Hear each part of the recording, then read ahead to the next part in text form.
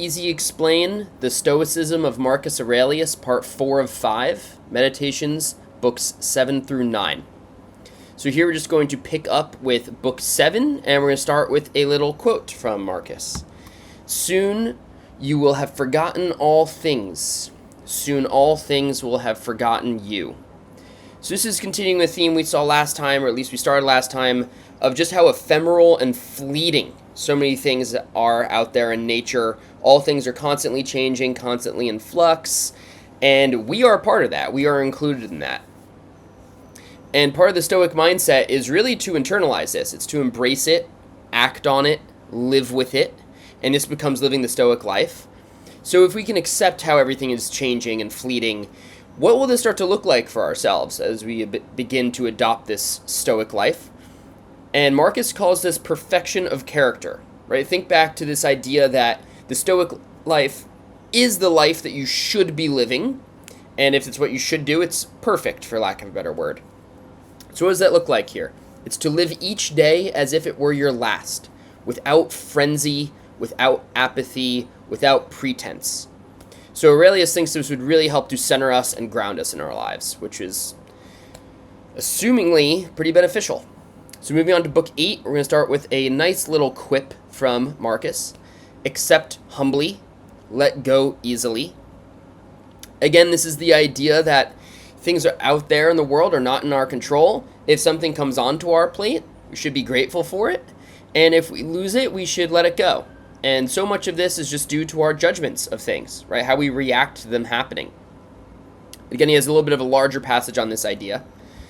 If you remove your judgment of anything that seems painful, you yourself stand quite immune to pain. So let your reason cause itself no pain, and if some other part of you is in trouble, it can form its own judgment for itself. So again, this idea comes through from Aurelius that pain is really not caused by external things, it's really caused by our judgments of them. And as reasoning beings, we are in control of our judgments. So for Aurelius, it's really as simple as if you don't want to be in pain, just judge your situation otherwise. Just make the judgment that you're not in pain.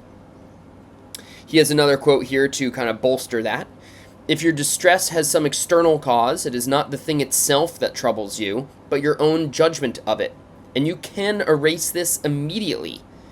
So again, some reinforcement here to this idea that external things cannot trouble us. They cannot cause us pain. If we are in pain, that is completely in our control. It's caused by our judgments of things. So if we don't want to be in pain, we just should not make the judgment that we are in pain. So moving on to Book 9, I'm going to start with a larger passage here. You can strip away many unnecessary troubles which lie wholly in your own judgment, and you will immediately make large and wide room for yourself by grasping the whole universe in your thought, contemplating the eternity of time, and reflecting on the rapid change of each thing in every part. How brief the gap from birth to dissolution. How vast the gulf of time before your birth and an equal infinity after your dissolution.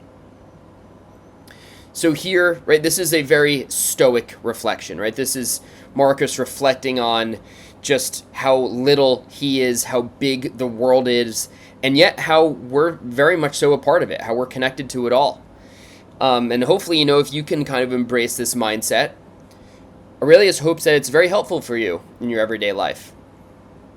But at the same time, to end Book 9 here, he also puts a little note in here that maybe we always shouldn't be lost in Stoic reflection. He adds this bit: concentrate only on the work of the moment and the instrument used for its doing.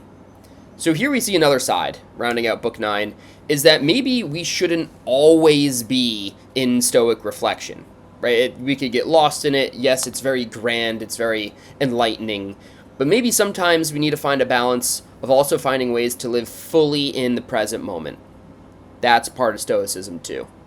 I hope this helps.